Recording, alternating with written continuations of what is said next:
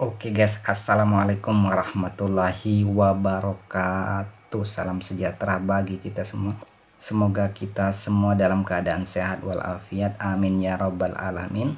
Dan kita tetap semangat dan selalu optimis bahwa kita mampu untuk menanggulangi virus corona ini, asal kemudian seluruh warga negaranya bersatu padu, bergandengan tangan untuk kompak, kan? Oke guys, hari ini saya akan menjelaskan tentang materi perkuliahan dalam jaringan atau disebut daring tentang partai politik. Apa sebetulnya fungsi tujuan didirikannya partai politik? Apakah partai politik tujuan untuk menanggulangi beberapa permasalahan yang ada di masyarakat? Misalnya sekarang adanya virus COVID-19 atau kita kenal corona. Apa peran partai politik terhadap virus corona? Di sini saya akan menjelaskan secara gamblang tentang partai politik. Untuk itu sebelum kalian lihat video ini, jangan lupa klik dulu tombol subscribe-nya, kemudian share, like, dan komen. Terima kasih.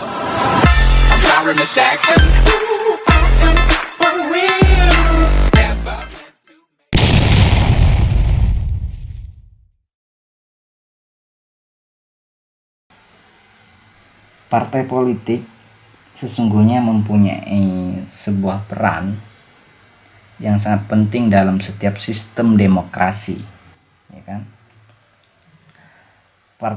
Partai politik ini sesungguhnya memainkan peran penghubung yang sangat strategis, misalnya antara proses pemerintahan dengan warga negaranya.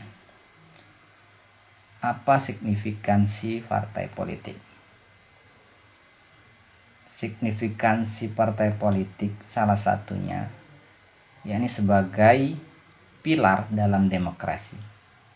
Makanya saya katakan tadi bahwa negara yang menganut paham demokrasi pasti di dalamnya ada partai politik.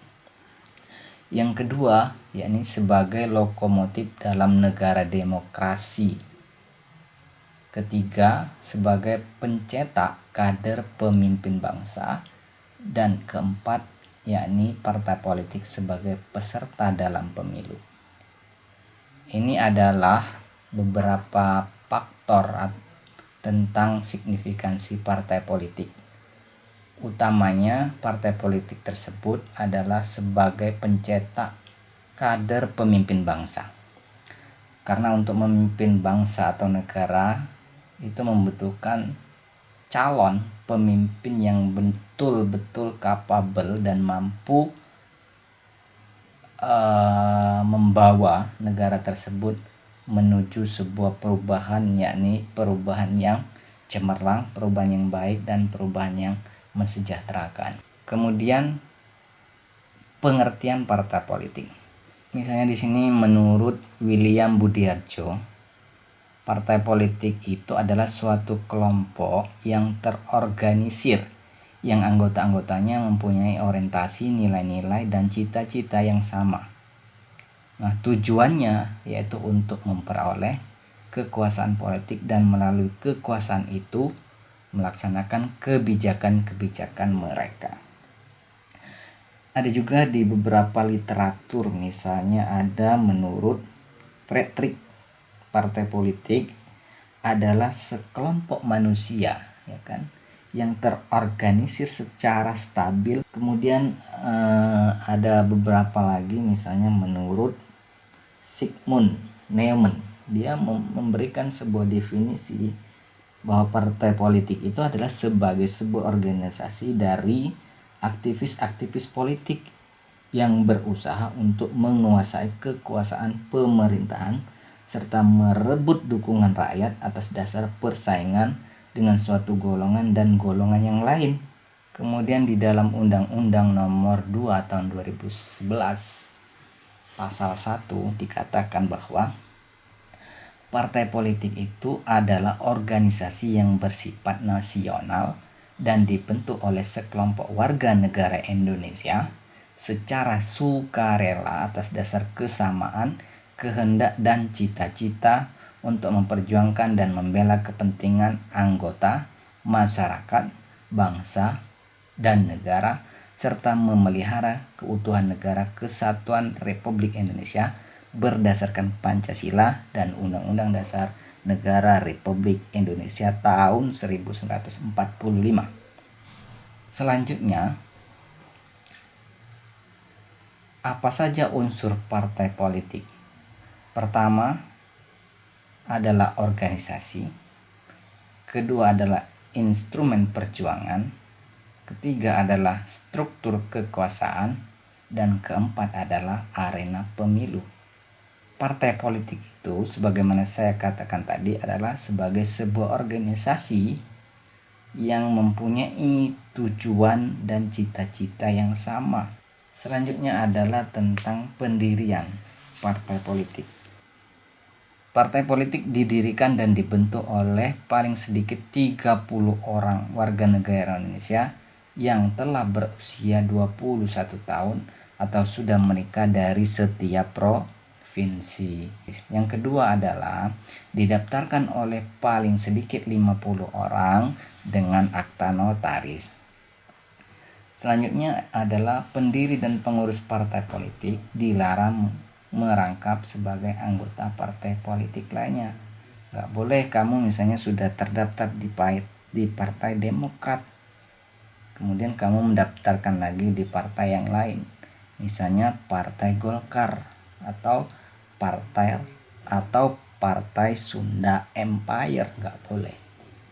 Kemudian harus ada ADART serta kepengurusan partai politik tersebut. Jadi harus ada anggaran dasar dan anggaran rumah tangga serta kepengurusan dari partai tersebut. Selanjutnya, bagaimana mekanisme pendirian partai politik?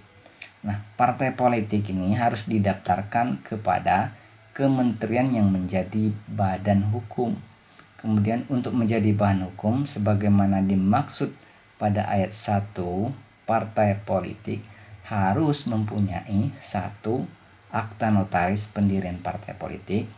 Kedua adalah nama, lambang, dan tanda gambar yang tidak mempunyai persamaan pada pokoknya atau keseluruhannya dengan nama, lambang, atau tanda gambar yang telah dipakai secara sah oleh partai politik lainnya sesuai dengan peraturan perundang-undangan. Syarat yang ketiga, kepengurusan pada setiap provinsi paling sedikit 75% dari jumlah kabupaten atau kota pada provinsi yang bersangkutan dan paling sedikit 50% dari jumlah kecamatan pada kabupaten kota yang bersangkutan. Kemudian kantor tetap pada tingkat pusat, provinsi, dan kabupaten kota sampai tahapan terakhir yakni pemilihan umum, dan terakhir adalah rekening atas nama partai politik. Ini adalah beberapa syarat yang harus dipenuhi oleh sebagian orang yang ingin mendirikan partai politik. Selanjutnya adalah fungsi. Apa fungsi partai politik? Mungkin kita tidak tahu maksud adanya partai politik, dan orang awam mungkin mengatakan bahwa partai politik itu adalah kejam, partai politik itu adalah kekuasaan, partai politik itu adalah kelicikan. Sebetulnya itu adalah salah, persepsi yang salah. Sejatinya partai politik itu ada, eksistensinya itu adalah pertama sebagai sarana komunikasi politik. Ini partai politik bertindak sebagai penghubung, ya kan? Penghubung atau yang kita kenal dengan sarana tadi. Kemudian partai politik sebagai sarana sosialisasi politik, sebagai cara untuk mewariskan atau mengajarkan patokan dan keyakinan politik dari suatu generasi yang lebih tua kepada generasi yang lebih muda atau generasi berikutnya. Selanjutnya, fungsi yang lain adalah sebagai sarana rekrutmen politik. Artinya, partai politik memberikan kesempatan kepada warga negara untuk menjadi anggota partai politik. Kemudian yang terakhir, sebagai sarana pengatur konflik. Perbedaan pendapat dan persaingan sudah merupakan suatu hal yang sangat wajar terjadi di negara yang menganut paham yang demokratis. Maka tujuan partai politik tersebut adalah sebagai sarana konflik, bukan memunculkan konflik. Kalau ada partai yang selalu memunculkan konflik, maka dia sudah menyalahi fungsi dari partai politik tersebut. Selanjutnya, peran partai politik. Nah, peran partai politik itu berfungsi sebagai sarana pendidikan politik rakyat. Sarana pendidikan politik, artinya politik itu juga adalah pendidikan. Pendidikan yang diberikan kepada rakyat, agar rakyat itu mampu dan tahu apa sih sebenarnya maksud dari adanya partai politik tersebut. Kemudian sebagai sarana sosialisasi politik. Nah, agar kemudian tidak memunculkan stigma negatif atas partai tersebut, maka ada sosialisasi kepada masyarakat. Kemudian partai politik sebagai sarana partisipasi politik. Nah, seluruh warga negara Indonesia itu mempunyai hak di dalam partisipasi politik. Bisa jadi seorang petani menjadi presiden, bisa jadi pedagang menjadi menteri. Kemudian sebagai sarana rekrutmen politik. Kemudian klasifikasi partai politik. Satu, ada yang kita klasifikasikan menjadi partai massa. Partai massa itu adalah ciri utamanya anggota atau pendukungnya itu sangat banyak. Nah, dalam partai massa ini jumlah anggota memang dipentingkan dan diutamakan. Yang kedua adalah partai kader. Partai kader ini tidak mempunyai anggota atau pendukung sebanyak yang dipunyai partai massa tadi. Kalau partai kader itu tidak begitu mementingkan jumlah anggotanya yang banyak, partai kader ini lebih mementingkan disiplin anggota-anggotanya, ketaatan dalam organisasi.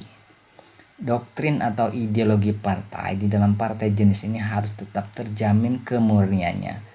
Dan bagi anggota-anggotanya yang menyeleweng dari doktrin atau ideologi partai tersebut akan dipecat dari keanggotaan partainya.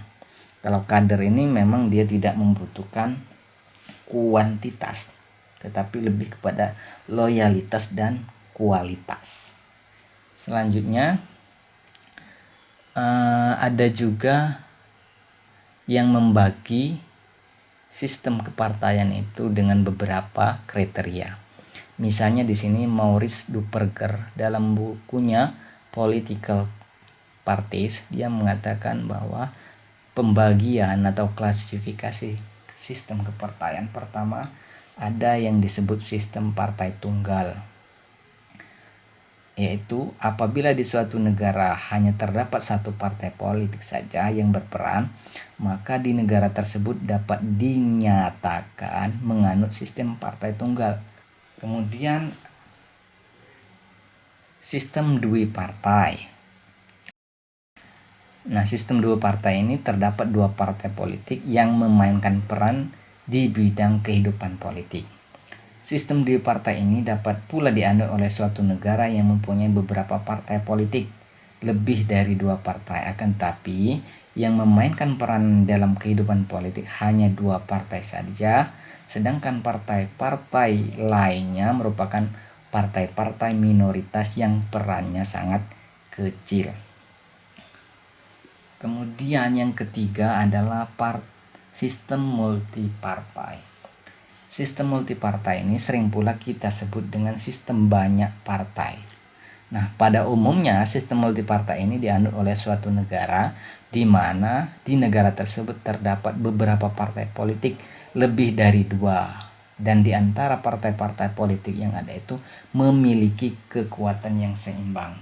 Nah, mungkin negara Indonesia itu menganut sistem multipartai ini karena terdiri dari beberapa partai yang masing-masing partai tersebut mempunyai kekuatan yang seimbang, memiliki kekuatan yang sama-sama kuat. Mungkin ada sebagian kecil yang tidak kuat, sebagian kecil atau minoritas. Mungkin ada juga partai-partai kecil yang hanya sebagai partisipan saja, sehingga partai kecil tersebut membentuk sebuah koalisi, ya kan. Satu yang belum saya jelaskan ya, ini tentang mekanisme pembubaran partai politik. Pembubaran partai politik tersebut itu dapat dibubarkan oleh MK ya, apabila ideologi, kemudian asas, tujuan, terus program partai politik itu bertentangan dengan Undang-Undang Dasar 1945. Kemudian kegiatan-kegiatan yang dilakukan partai politik itu bertentangan dengan Undang-Undang Dasar 1945, atau akibat yang ditimbulkannya itu bertentangan dengan Undang-Undang Dasar 1945. Konklusinya,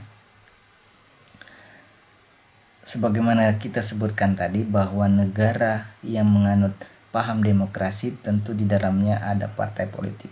Harapannya partai politik ini bisa mengedukasi masyarakat bahwa tidak lagi ada pemahaman negatif dalam benak masyarakat bahwa partai politik itu adalah kekuasaan, partai politik itu adalah uang, partai politik itu adalah kejam, partai politik itu licik. Tidak lagi, tetapi memberikan stigma positif dalam masyarakat bahwa partai politik itu adalah sebagai sarana komunikasi, sarana rekrutmen, sarana pendidikan bagi warga negara. Kemudian yang terakhir, bahwa partai politik ini harusnya selalu mengutamakan kepentingan dari rakyat, bukan kepentingan golongan. Kalau kepentingan rakyat diutamakan, maka sudah barang tentu partai tersebut sesuai dengan fungsi didirikannya. Oke, terima kasih atas partisipasinya. Semoga apa yang saya jelaskan ini bermanfaat. Ada ide ataupun masukan bisa dikomen di komentar. Cukup sekian. Semoga kita semua tetap semangat dalam menjalankan aktivitas. Salam Corona, salam 45.